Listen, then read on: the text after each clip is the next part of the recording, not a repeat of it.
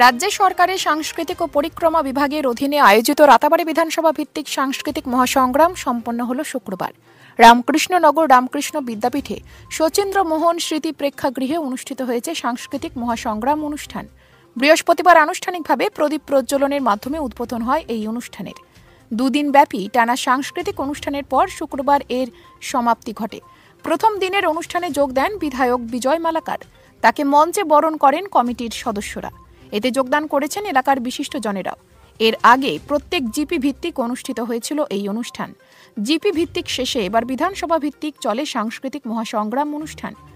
BJP সরকার এই ধরনের অনুষ্ঠানের মাধ্যমে বিশেষ করে গ্রামাঞ্চলের প্রতিভাগুলো প্রকাশে নিয়ে আসার জন্যই এইসব অনুষ্ঠানের আয়োজন করে আসছে।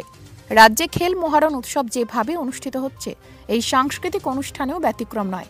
প্রকৃতপক্ষে পিছিয়ে পড়ে থাকা লোকেদের যাতে এই মঞ্চের মাধ্যমে অনুপ্রেরিত করা যায়, এটাও একটি উদ্দেশ্য রয়েছে রাজ্য সরকারের।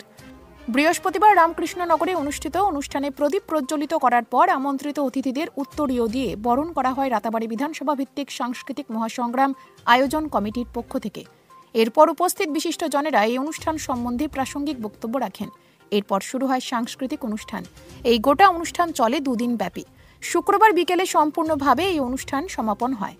এতে উপস্থিত ছিলেন সংস্কৃতি মঞ্চের সভাপতি মৃগাঙ্ক দত্ত চৌধুরী, রামকৃষ্ণনগর বিদ্যাপীঠের অধ্যক্ষ শরদিন্দু নাথ মজুমদার, রামকৃষ্ণনগর কলেজের অধ্যক্ষ সুরজিৎ চক্রবর্তী, রামকৃষ্ণ বিজেপি মণ্ডল সভাপতি বিশ্বতোষ সেন, বিডিও রসিম কিম, রামকৃষ্ণনগর পুরসভার পুরনেত্রী প্রতিমা নাথ, সঞ্জীব দাস, জয়ন্ত শ্যাম চৌধুরী, শেখর চক্রবর্তী, মোহন আচার্যী, সমরজিৎ বিশ্বাস সহ অন্যান্যরা।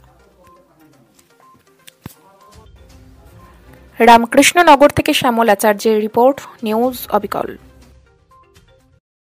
আসাম সাংস্কৃতিক মহাসংগ্রামের আজ শুভ সূচনা হলো, তাই এই পরিসরে আমি আসাম সরকারকে সাধুবাদ জানানোর পাশাপাশি আজকের এই অনুষ্ঠানে যে সমস্ত প্রতিযোগীরা যোগদান করছে তাদেরকে আমি আন্তরিক অভিনন্দন জ্ঞাপন করছি এবং তৎসঙ্গে এখানে উপস্থিত যে সমস্ত কর্মকর্তারা রয়েছে, আমার সাংবাদিক বন্ধুগণ রয়েছে, তাদের প্রত্যেককে সহযোগিতার জন্য আমি আন্তরিকভাবে ধন্যবাদ জ্ঞাপন করে আমাদের এই যে সাংস্কৃতিক মহাসংগ্রাম যার আয়োজন করা হয়েছে, সরকার যা আয়োজন করেছে তার সঠিক রূপায়ণের জন্য সকলের সহযোগিতা কামনা করে আমার বক্তব্য আমি সমাপন করছি।